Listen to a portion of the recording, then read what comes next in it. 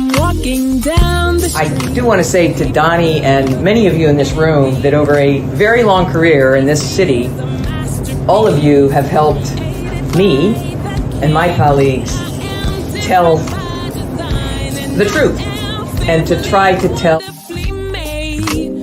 I may not look like you and you me, but my head up. I'm South Carolina, so I just...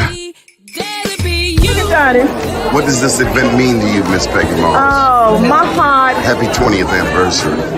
my heart is about loving up on my sisters. Do you know what it feels like to have your sisters in the room? John. And dare to be different and unique. I'm gonna be the best me I can be by letting His glory shine through. I am beautiful, I am blessed, but not just what you see in the flesh. I'm free from people, free from myself. There's The doctor lived next door to the janitor to the reverend and the lawyer. We were together. Now we get so high and mighty that you create stress for your society because you don't like poor black folks either. That's a health problem.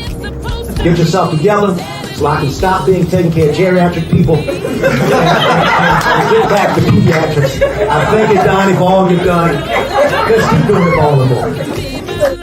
letting His glory shine through. Dare to be you, dare to be me, dare to be different and unique. I'm gonna be the best me I can be by letting His glory shine through. And I dare you, I dare you, I dare you to be you.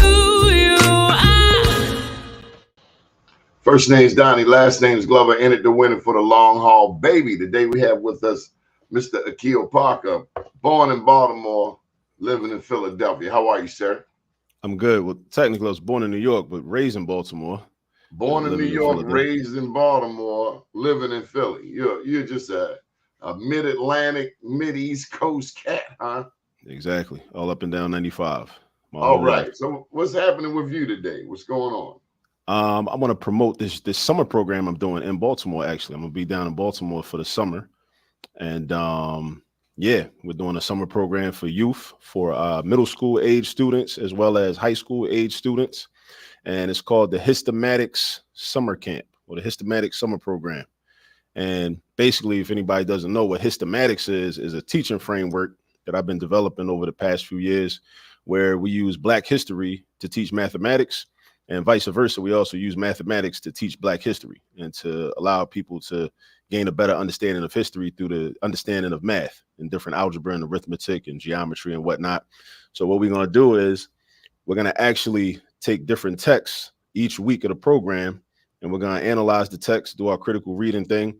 But I'm also going to use the different texts as math textbooks. So I'm going to use the autobiography of Malcolm X as a math textbook. I'm going to use Assata Shakur's autobiography as a math textbook. I'm going to use Black Power by Kwame Ture and Charles V. Hamilton as a math textbook. Miseducation of the Negro by Carter G. Woodson. We're going to use that as a math textbook. And also there's one more book, the biography of Marshall Eddie Conway, Black Panther from Baltimore. We're going to use his book as a math textbook in order to essentially teach math to the youth. I'm going to create math word problems because word problems are really the key to really understanding math and also understanding the relevancy of math in everyday life. Word problems, which is something that a lot of students shy away from. A lot of teachers actually shy away from trying to teach word problems. So we're going to try to address that. And, you know, so they'll learn the history and also learn the mathematics at the same time. So that's what we got going on in the summer for 5 weeks from July 8th until August the 9th. We're going to go on some historical field trips every Friday. And it's a free program. You know, we're giving out some stipends to the young people. So we're only taking like 20 middle school age students and 20 high school age students. But you got to be only stipulation is you got to be a resident of Baltimore. And there's an application. I can put the link to the application in the chat at some point. But and also there's an application. If you go to my social media, you can find the flyer, which has the link to the application on there. You know.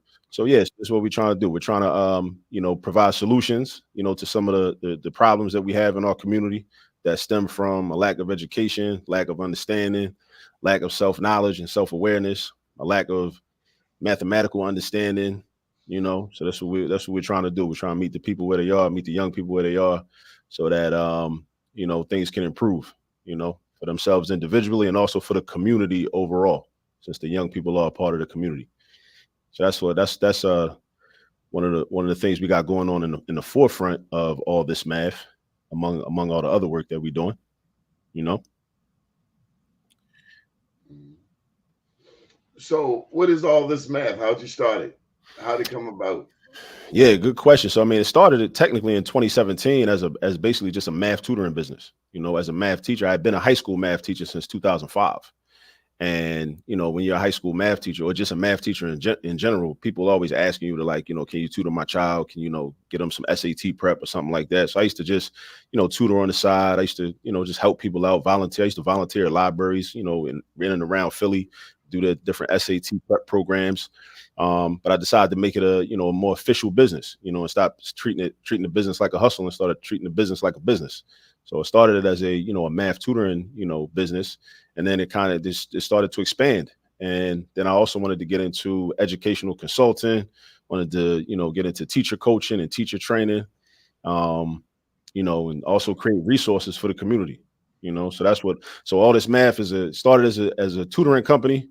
And now we still do tutoring. We still do a lot of virtual tutoring, but we also do consulting work and we also provide resources. We will be creating some curriculum going forward. That's definitely needed. And even like hystematics, like I mentioned earlier, is a teaching framework. We'll be developing curriculum based on hystematics in the future as well, you know, so the children can, you know, understand history and mathematics at the same time, you know, and also make math more relevant because there'll be a story behind it. You know, we can connect, you know, different equations to our historical experience. And also, generally speaking, all this math is a movement to overall improve the relationship between mathematics and the Black community at large.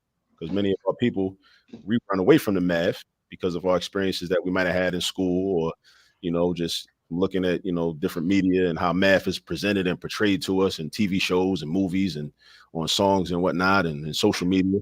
We run away from the math, but I want for our people to run towards it and use it as the tool that it is, as the viable tool it is, so we can help to solve some of our problems, you know?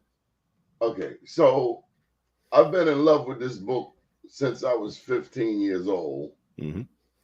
How are you going to use this book here, the autobiography of Malcolm X, to teach math?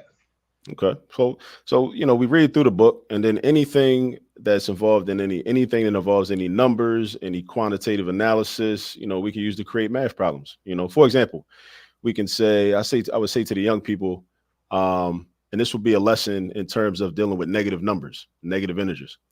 If we talk about, you know, what year was Malcolm X born, right? We know he was born in 1925, right?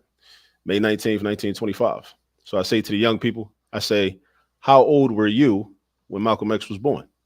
Now, the young people would probably look at me very strange and say, well, what do you mean, how old was I when Malcolm X was born? I wasn't born when Malcolm X was born. So how could I have an age when Malcolm X was born? But what I'm doing is I'm trying to get them to think in a more abstract way in terms of dealing with the number line and negative numbers. So let's say there's a youngin, let's see, 2024, let's say they're 14. They were born in the year 2010. All right, so you got a young person in the summer program. They're born in the year 2010, and then they say, okay, well, if you have a number line that represents your life, your lifespan, on that number line, the year 2010 is your zero. That's your zero. That's why in 2024 you're 14 right now, because 0 plus 14 years after 2010, you are 14 years old. But you can also go the other direction, to the negative side of the number line. So you say, okay, well, the question becomes, if I want to know how old they were the year that Malcolm X was born, I say, okay, well, how far is the year 2010 from the year 1925?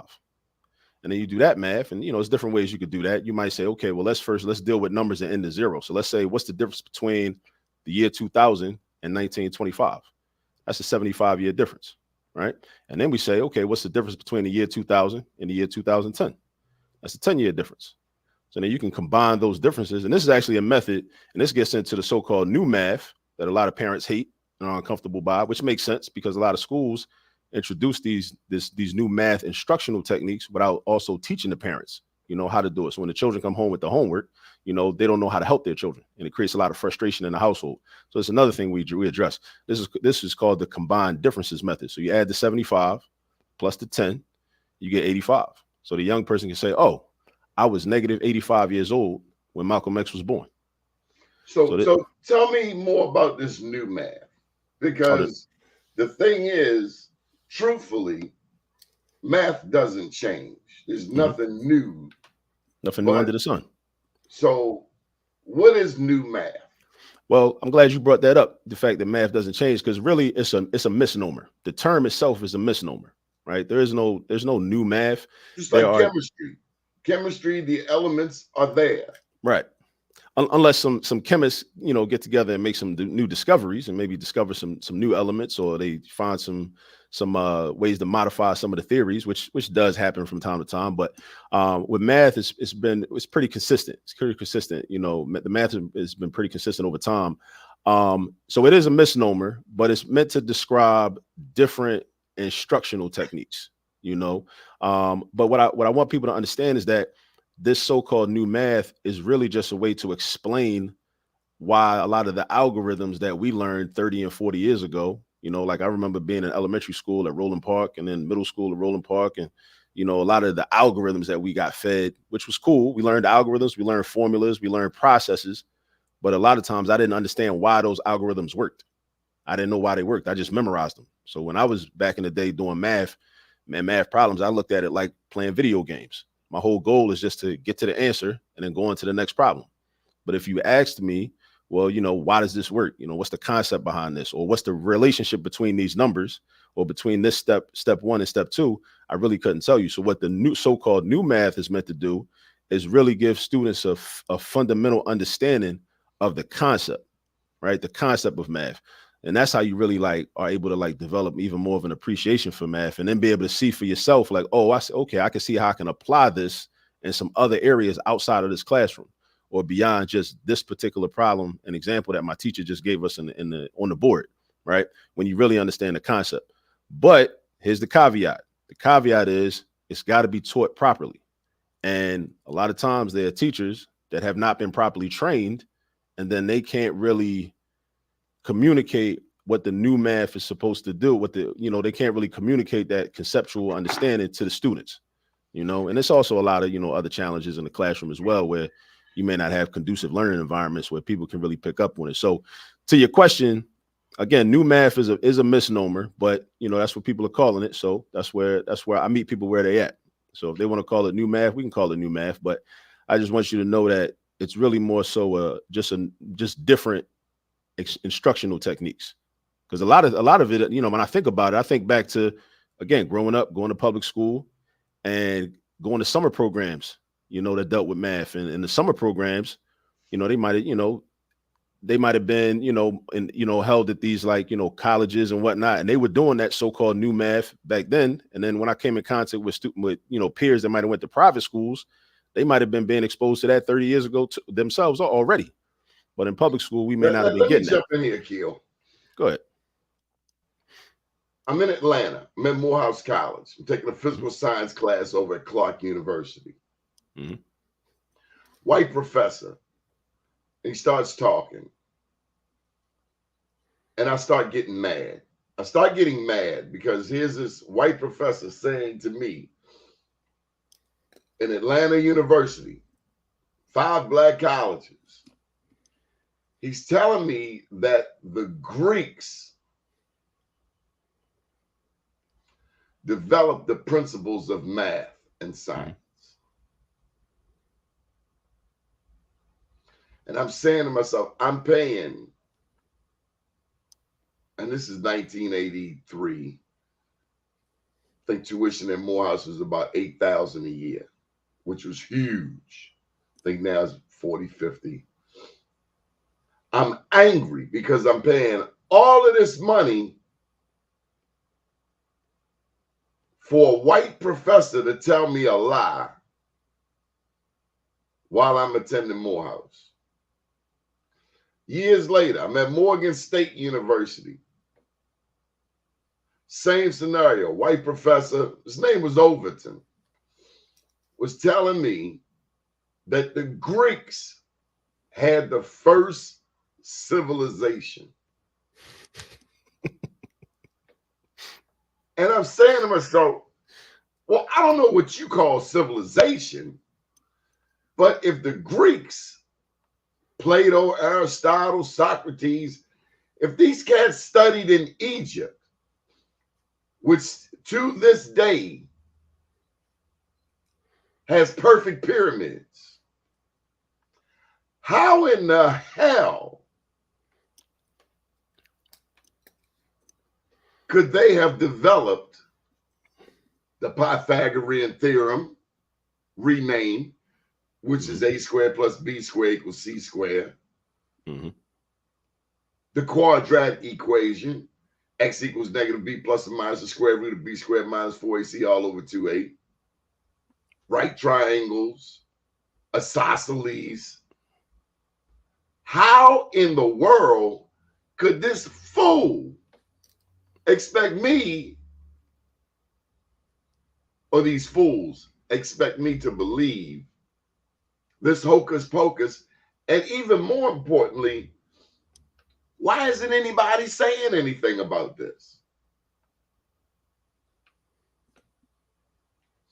Well, first, I'm glad that, when you were at Morehouse, at a young age, that you had the awareness and the, I guess some people might call it gumption to even I be was angry. pissed. Yeah, because I'm sure a lot of your classmates weren't pissed. So a lot of your classmates probably said, yeah, they wasn't thinking about it. Exactly. It's important to, have an awareness, have a historical awareness. And that's another reason why, I'm pushing forward this teaching methodology of histomatics to connect history to math, because there's a lot of historical revisionism that goes on. And that is an example of historical revisionism, and, the European community, white community, attempting to start history with themselves, right? But if we have a more accurate view of history, of the history of the world, then we know that, and this is well documented through science, that the first human beings were African. Those different systems and those different methods and those different, topics and, things were all already being done in ancient African societies, right? So, it's kind of similar to when you see a movie about ancient Egypt and everybody in the movie is white, but again, we got what I think we also got. Everybody want our culture, but they don't want our struggle. When I watched, you went there. I watched the 10 Commandments and I see Charlton Heston. It's like, dude, ain't no way you gonna stay white in that desert. I done been to the Sahara. Actually, I flew over it, and it was a 3-hour flight. You walk that desert, you're gonna be black. Well, I think the thing is too, is like, we got to consider what the audience is like, that message is a certain type of propaganda that's for them, is to, boost their self-esteem. The problem lies in it's a lie. That's not self-esteem. Some people build up their self-esteem based off a lie, but the real problem is that we don't have enough of the institutions to teach our own children the truth. And that's what we got to do. That's the work that we got to do on a constant daily basis, is tell our children the truth. If they want to lie to their kids, hey, that's on y'all. But over here, we got to be telling our children. If I knew at Poly in the 9th grade that people who developed the Pythagorean theorem look like me, I'm almost sure I would have had a different perspective. Even more so before we even got to Poly. If they were teaching us that in junior high school, that was what I was also a little mad at, that going to Lamel, where you had to have a nice jab. You had to fight every day. For me, I don't know. But these white kids at Poly, when I got there, had already been exposed to more math than I had been at Lamel. Mm-hmm.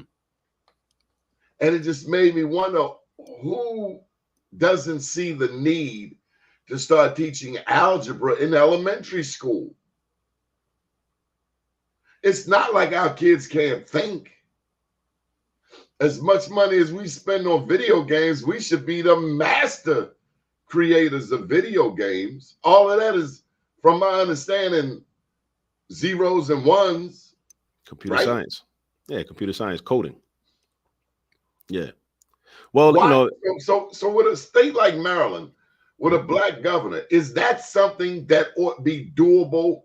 Getting our teachers to implement more Black history across the board.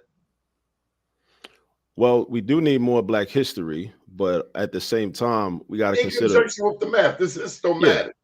Yeah, definitely. But when we talk about Black history, we got to think about what is the end goal for the Black history. A lot of the Black history that we often get is really just an attempt to prove, unfortunately, to prove to white people that we're human and that they should respect our humanity. Prove anything to them. Come on, man. I live in Sandtown. Do you I know know what I you see might on a not be. regular basis? I see white people buying more dope here than anybody else. So please take that on down the road somewhere. So I know you might not be doing that, but what I'm saying is when it gets to school curriculums and it gets to a lot of programming that is funded, you know, that people throw money behind, it becomes an issue of Negro assimilationism and just, you know, we were the first person to do this in this place, in this white controlled space. So this Black person was the first person to do this. But so again, we're still using, it's what a lot of that type of Black history does is it still reinforces this idea that we are still inferior, and that because we're measuring, right? Here's the thing. See, if you know history, you know the oldest DNA comes from the San Bushmen in Namibia. They have the oldest DNA on Earth. Everybody traced their roots. So how in the world could someone younger than me be smarter than me? How could my great grandchild tell me anything? Well, you might have lost your memory. You may not have the momentum of, like Dr. Carr down at Howard always says, the momentum of memory. A lot of us don't have our memory. So the old, you know, like, I mean, think about it, with that analogy, a lot of elders, you know, become senile. They may develop dementia, you know, and you forget. Even though you were there first, you may forget. And that's another problem we have. But that's why we got to teach the history so we don't lose our memory, so we don't lose that momentum of memory. We got to have that memory, and we got to teach that on a regular basis. But, you know, the history that's being taught, what it needs to do is affirm our humanity, our rightful place in history, right? You know, as you know, Dr. Morrison here has commented, public schools do not promote liberatory African-centered education, right? Because they're not, you know, public schools aren't meant to do that. That's not what public schools are for. Public schools are meant to maintain the status quo. I think about, you know, this part of the conversation makes me think about Amos Wilson. And one of the things that he would often echo was that in order for America to maintain itself, in order for white supremacy to exist, Black people have to collectively, we have to collectively be out of our minds. And the only way for us to be out of our minds is for us to be conditioned and trained to be out of our minds. And we got to be in institutions that cause us to be out of our minds. So again, it always goes back to institution building, programming, which is why I'm doing this program this summer, because I'm trying to get us to not be out of our minds, right? So that's why I'm doing this systematic summer program, you know, so we can have, you know, some of our youth, and then those youth, even though it's only going to be 40 of them total, 20 middle school students, 20 high school students, they will be the ambassadors to then go out into the community, and, you know, hopefully in their communities, they'll be having some different conversations with the people that weren't in the program. Is there a virtual component? There's no virtual component. This is going to be in person. This program this summer is going to be in person. Yeah, but there will more people if it were. Yeah, I'm sure it would, and that's something we're considering for the future. You know, because this isn't going to be a one and done thing. This is something that, you know, is going to be, you know, a mainstay in the community. This is something I'm going to just be doing more and more of. Were you in Baltimore when they had this show that came on like 5 a.m. as a white lady teacher, and she would teach letters and words and math, basic stuff? You remember that show? Well, I probably wasn't up. I don't think I was ever up at 5 in the morning when I was earliest. It I might might have got be up at before 6. your time because I'm Yeah. what 58. What you like 38? Nah, I'll be 44 next month. Okay, well you ain't that far behind. There was this show that came on like 5 in the morning, Sunday morning, sometime maybe Saturday morning. And it was a white lady, and she had to be a great person, but she would teach reading, she would teach math, just basic fundamental things, and it just baffles me that in all of our technology, all of this streaming, there should be, and especially given the violence, the propensity for violence in our cities, New York, Philly, Baltimore, that we've talked about, that there's nothing on television, and maybe I've just missed it, that teaches math 24. We should have math on television 24 hours a day, English on TV 24 hours a day. There should be probably a substance abuse class, network, 24 hours a day. I got a theory about that. For the basic stuff we need. But we got the dumbest stuff like TikTok. I got a theory about that. Come on with it. So, especially speaking of mathematics, right? When we really understand math, we start to understand what math really is and what its definition is, right? Math is really a system deeper than the equations that are on the board, deeper than, just what the Pythagorean theorem says, so-called Pythagorean theorem, because as you mentioned, Pythagoras studied in ancient Kemet, under our ancestors. He stole it. Right. But deeper than, all the formulas, math ain't is got really that pyramid over there. None. Math is a system for developing problem-solving skills, right? So if you talk about problem-solving skills and what that means to the society, to the status quo, and we live in an oppressive, neo-colonial, capitalistic system, right, where there must be oppression, right? You got to have a few haves and a whole bunch of have-nots, right? So there's a zero-sum game where for every problem that I have, there is someone or some entity benefiting from that problem. So the moment that I solve my problem, now I have created a problem for the entity that was benefiting from my problem, because now I've removed their benefit by removing my problem. I've done two things simultaneously. I've removed my problem and I also removed their benefit. So then it would behoove, if that's the premise that we act upon, that we accept, then it would behoove those that control the society to make sure masses of people never learn a subject and also fear a subject and run away from a subject that's going to enable them ultimately to be able to solve their problems. Because once you solve your problem, you're going to create a problem for me. So I got to, so we don't want, now we should still do it. But we got to understand why it's an uphill fight. We understand it's an uphill fight because those that are in control, they don't want everybody learning math. But they black. Let me get this in, Akil. Mm-hmm. Baltimore Collegiate School for boys. Okay. Edwin Avent. Mm-hmm. Beautiful school. We all know what's happening in Baltimore. We all know that the likelihood of a young black man from a city like Philly, Baltimore, New York City is faced with disproportionate challenges where he is 5 times more likely to get arrested than his white counterpart, even with a notebook in his hand. We know these disparities. Edwin Avent catches flack from a school system headed by a black woman, Dr. Sonia Santelice.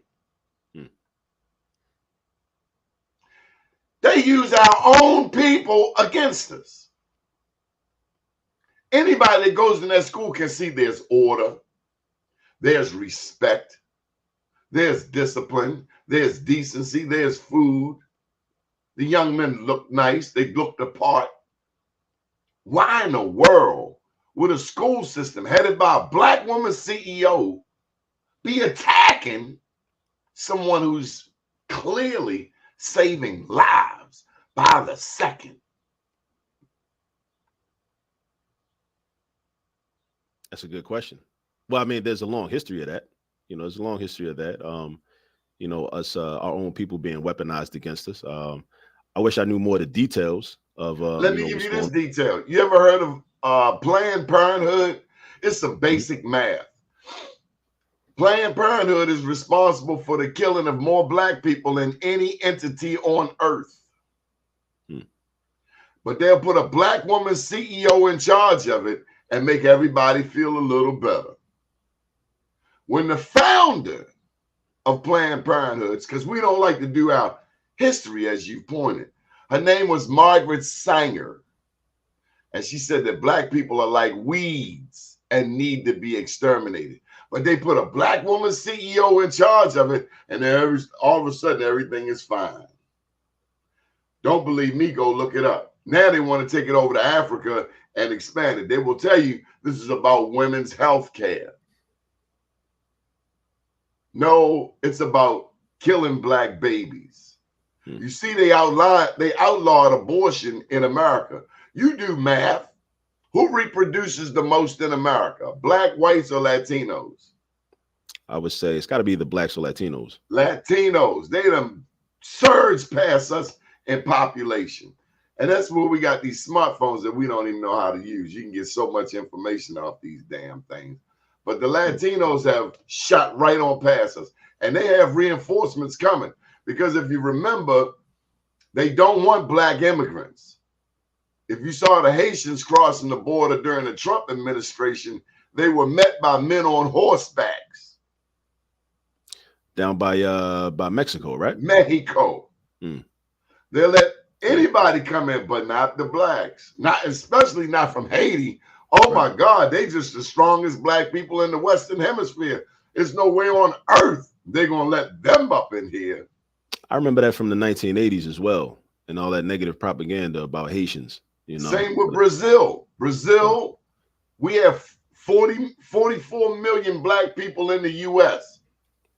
At least 100 million in Brazil. So they stopped letting the Africans come in and started bringing in more and more whites to kind of try to balance it out. But the thing is, you can't get away from those reproductive variables. But you bring up, you mentioned technology, and you just picked up a cell phone. I also want us to understand that the presence of technology and the accessibility also kind of leads to our collective, standoffishness towards developing math skills. Because a lot of people will make the claim that I don't need to learn this, and I don't need to be able to do this on my own because I have an iPhone that can do it for me. What about when the battery dies? Well, that's one thing, the battery might die, but even if the battery doesn't die, it's an issue of, agency, not being a person that desires to have agency or wanted to know how to do something. Like, I use this analogy, like I know how to change a flat tire.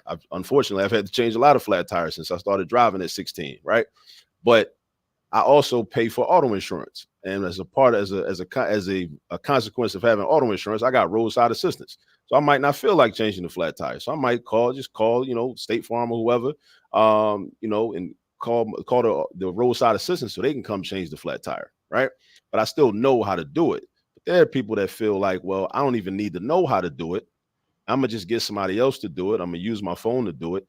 And I think that that's also just a certain type of, it's part of the socialization process. And we've also allowed our children and ourselves, and many times as adults, to equate a lack of ability with luxury, right? Because some people will say, well, I don't need to know how to do that. I can pay somebody to do that. And sure, that might be nice and convenient to be able to pay someone to do something for you.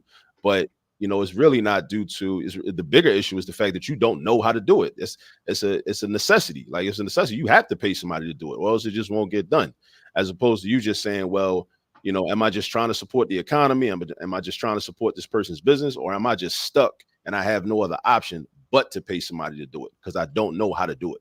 And with math, it's like it's a similar situation. Like a lot of us, we never learn the math, and I think this is by design.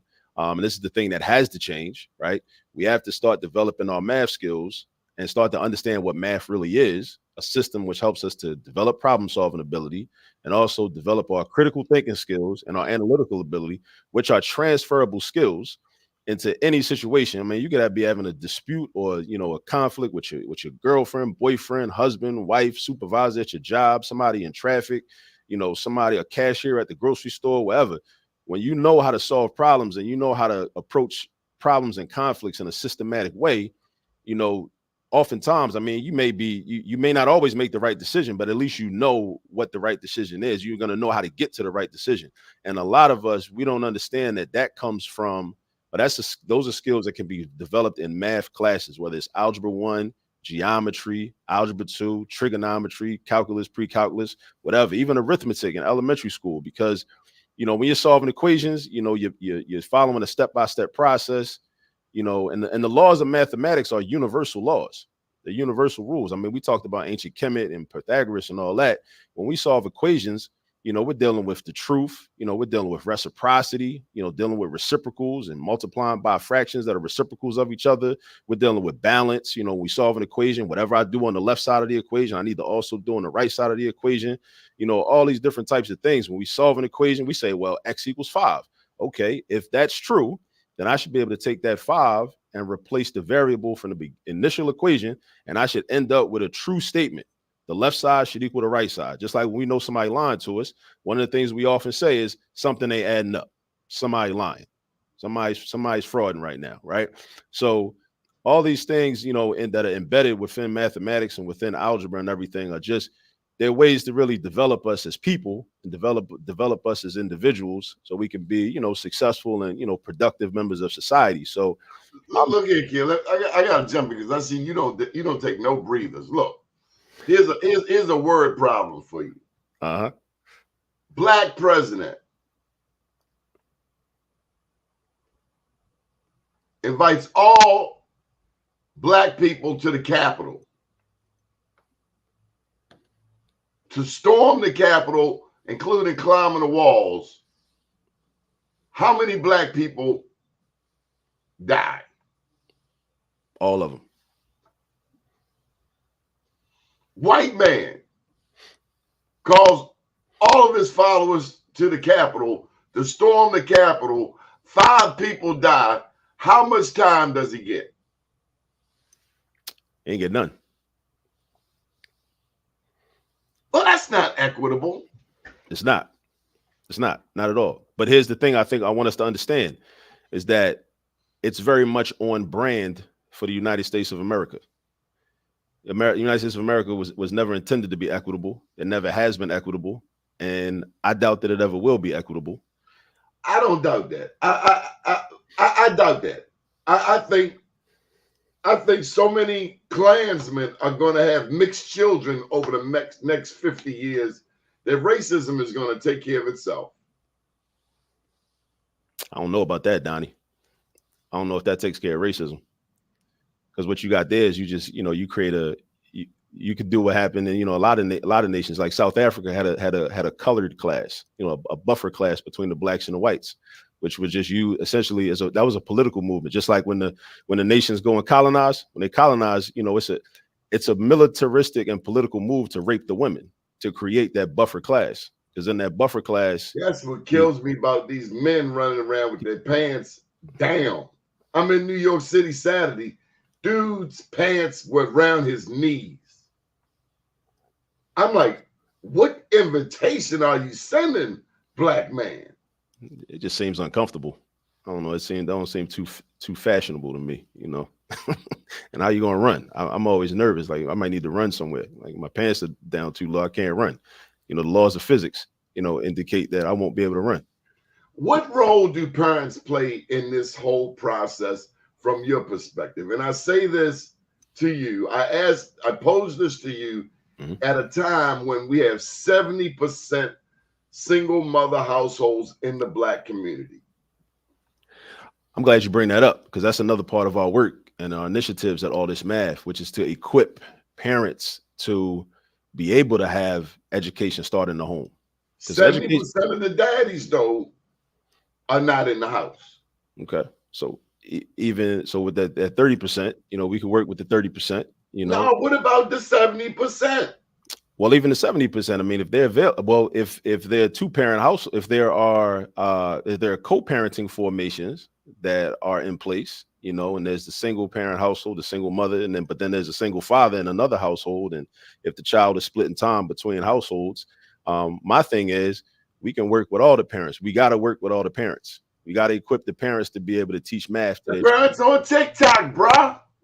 That's true. That's true. You know why? Because TikTok has a multi-billion-dollar marketing machine behind it, and TikTok is very accessible. And I mean, I use TikTok. I mean, I'm gonna start putting more content on TikTok. You got to meet the people where they are, right? Now, of course, there's a whole lot of nonsense on TikTok, especially the TikTok that's allowed in the United States. A whole lot of nonsense. But again, what we got to do is we get caught up in it deep. We do. I mean, it's like a drug. I mean, the phone itself, the smartphone is a drug. It's like dope. You get caught, as they say on Instagram, you get caught up in the scroll, and sometimes it's hard to put it down, even for me. But we gotta first own and recognize that. Sometimes you gotta put your phone down. Gotta put your phone down, right? But also you gotta be more structured in terms of what you're doing with your time and everything. But what my point is that we got to be able to teach the parents. Well, in terms of my work, we got to be able to teach the parents math so that they can actually teach their children math and prepare their children for the classroom. Because historically, we have been conditioned to completely outsource the teaching of math to our children by just send them to school, right? And that's what the schools actually want, right? But our children are not prepared for math class. They got to be prepared for math class. They got to have a certain foundation. They got to bring some stuff to the table. A lot of children going into school with not bringing enough to the table. So that's why when they get to school, they can't catch on. They can't hit the ground running. And they get, it's like they never been, it's like somebody going into the gym and you're going to spar with Tank Davis. You never even put on boxing gloves before a day in your life. You're going to you're going to get knocked out. This is what our children are experiencing in math classes all over the country. So that's what we got to teach the parents, because a lot of the parents were just kids that never learned math 30, 20, 30, 40 years ago. And then they have children and now they can't help their children with homework. It's not because black parents don't want to help, children with homework, or black parents don't care about education. That's not the case. Is that they're not equipped. So we gotta equip them. We gotta equip them. And that's some other programming that we're offering as well. With parent workshops, especially you mentioned the new math earlier. You're gonna be teaching the new math, the so-called new math, because I told you it's a misnomer. That new math is not really a thing, But if we want to call it that, we can call it that for all intents and purposes, But yeah, but we gotta teach the parents have to become, so we got to reorient ourselves in terms of, instead of parents being expected to supplement what the school is offering to the children, the school has to be able to supplement. We got to flip the relationship, flip the positions. The school has to supplement what the parents want for their children. And parents do have to do this. Parents have to stand up and say, listen, this is what I want my children to learn. This is what I want my children to know. And then they have to then say, we got to have our own curriculum in our own household. And my book, and I got resources for the community. So we already know about my YouTube channel. Your YouTube channel, you can go on there. It's a free resource. As long as you got Wi-Fi, you can look at it right on your phone. We got like almost 700 videos, content for all levels, from arithmetic all the way up to calculus 1. So we got that. But then I wrote a whole book, right? This book right here, How to Use All This Math, Volume 1, which is a resource for parents.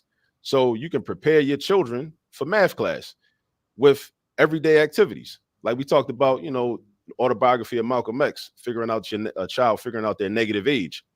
That's outlined in this book. That's one of the chapters. And different things you could do, like unit conversions. Every time you pick up a bag of chips and it's got the measure, it's got the weight on it. It's got the British system and it's got the metric system on it. So we can do unit conversions. Like, for example, if a bottle of water bottle is 500 milliliters, it's also 16.9 ounces. So just from that information right there, you can create like 100 math problems of doing unit conversions. So they don't got to wait till they get to a chemistry class in 10th grade. They could do that in the house at age 6 or age 7. And I outline that in the book too, just to let you know, like, listen, this is what we can do. We don't got to wait for the schools. We don't got to do none of that. So if we don't like, the leadership at city schools, if you're in Baltimore, cool. We can make them people irrelevant. If you don't like how them people doing what they're doing, make them irrelevant. So I'm creating resources so our people can win. I want black people to win, but we can't win without resources. Like Like we're a team, we got to have resources, we got to have tools, we got to have our equipment, we got to have what we need. So how to use all this math volume 1 is another resource. Just like the summer program, you know, in the summer program, we're going to be talking about history. We're going to be talking about, Malcolm X, Assata Shakur, Kwame Ture, you know, Grand Marshal Eddie Conway, you know, Carter G. Woodson, his work. You're going to be talking about all these things and learning math at the same time. You're learning math at the same time. So it's going to be you got to throw some black scientists in there, man. That's probably going to be in the next iteration because the program is also going to be during the school year on Saturdays, you know. But I mean, that's going to come up though. Also, that's going to come up. Saturday school. Baltimore needs Saturday school. Yeah, it does. We all do. We don't get enough. We don't get enough, especially now when you consider that a lot of schools aren't giving homework. I'm like, I don't know how we gonna win without homework. You know, I mean, you can't. What do you say to the people who say this? And this is something that rocks my nerves. Not everybody going to college. So, let me add this in. Mm-hmm. So there's this push to get more of our people into carpentry, electricity, electronics, being an electrician, roofing, building trades, etc. But they ain't got to go to college. So I take carpentry and I learn how to frame a house, build a house. What about the business? You still got to count your money. You still got to understand interest versus compound interest, how to sign your name. What do you think when you hear people say that not everybody's going to college and they make a justification for the same young man who I see riding up Pennsylvania Avenue, popping a wheelie with one hand, blindfolded, turn around backwards, and don't hit nothing. But you telling me he can't go to college, but as soon as he get locked up, he got to take classes. So it's a few things. He's over at the school inside the jail where there's a captive audience. Mm-hmm. What in the hell happened? There was a time where our ancestors who were enslaved could not read. To learn how to read was punishable by death. What in the hell happened to us, Akil? What in the hell happened to us? Well, to your first question about people making that comment, I think that usually that's a response to an economic condition.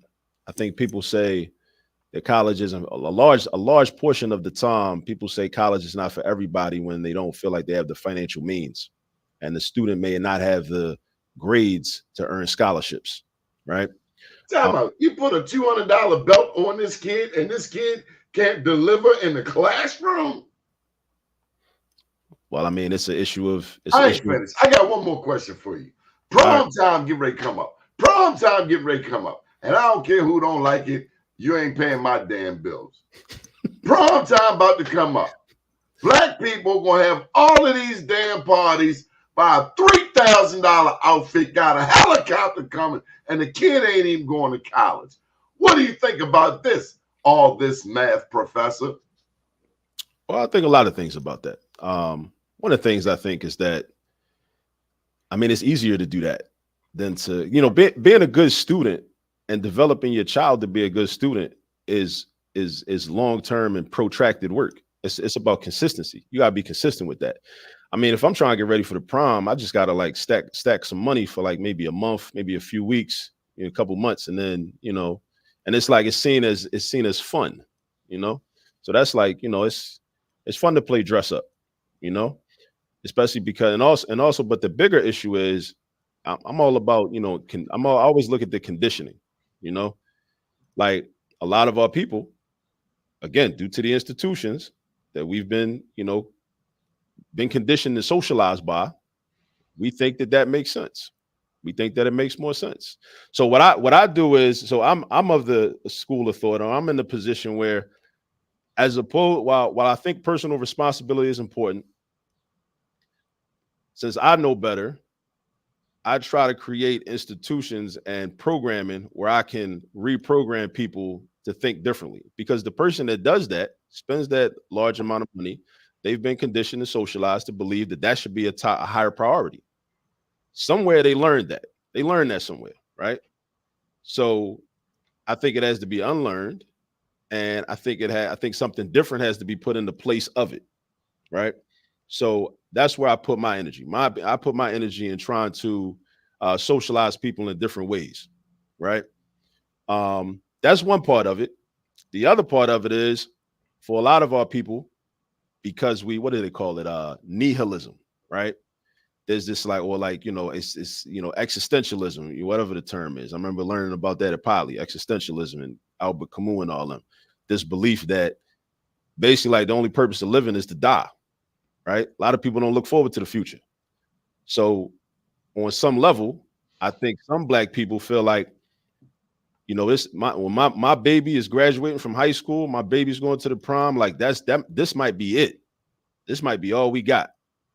So if I believe that this is all we got, and this is going to be the height and the pinnacle of their existence, or it might be the height or the pinnacle of my existence as a parent, because I feel like my daughter is 18 now, my son is 18 now. We've been through so much, and it was such a challenge, and we had to do this and that. So we're going to celebrate.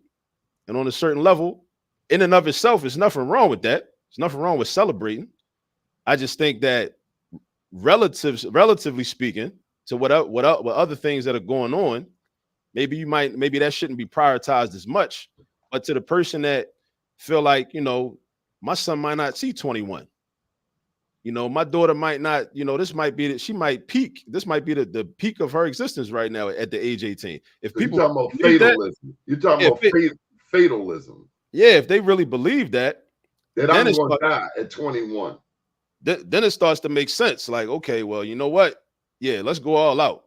Let's go all out for this prom because this is all we got. Right? Dude, let me tell you something. I was glad just to get to the damn prom. Ain't need no Hummer, stretch limo, no helicopters. We were just glad to get in the door. Yeah, good. Let's wrap this thing on up, Akil. I'm gonna give you the screen. You tell them what you want, okay?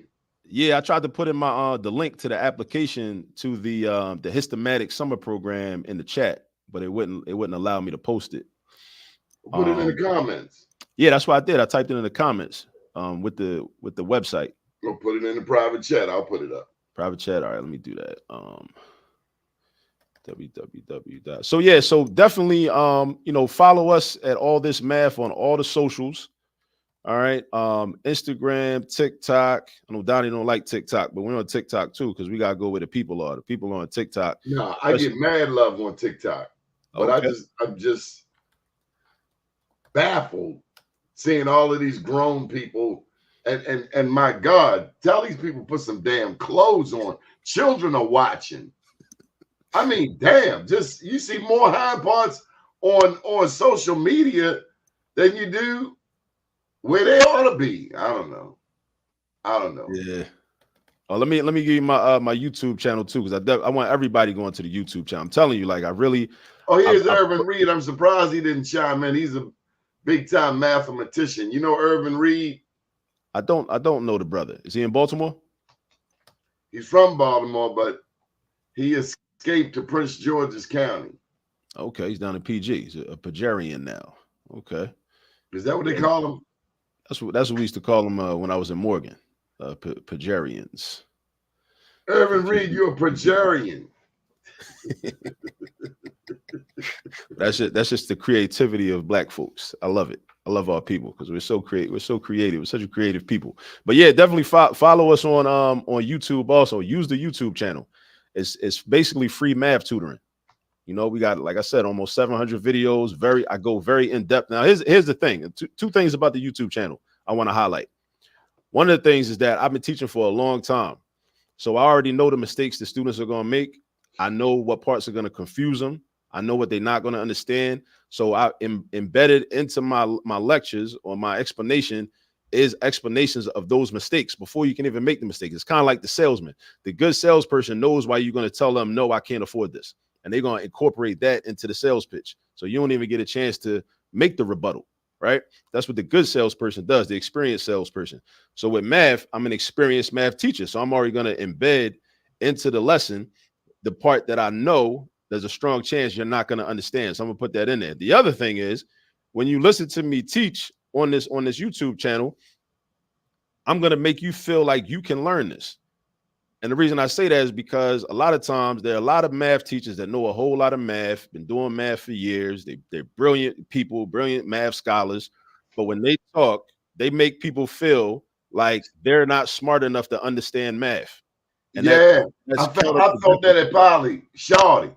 I felt that at Poly. Like I had teachers at Poly like that too. Yeah, this is way above you. You can't handle this. And that's what I'm saying. It was almost like it was a deterrent. A black teacher told me this later, that it was a deterrent meant to get black students out of Poly. Now, of course, you know, Poly is heavily black now. But back then, dude, we were like 20% up there in Poly. So the way I look at it is, and I want to do a PD about this at schools, you know, because you know how like when we was young, it used to be a flex to go to the board and be able to do math problems that your classmates couldn't do, right? That was a flex for us to do that. What I realized is that there are a lot of teachers, a lot of math teachers that never outgrew that.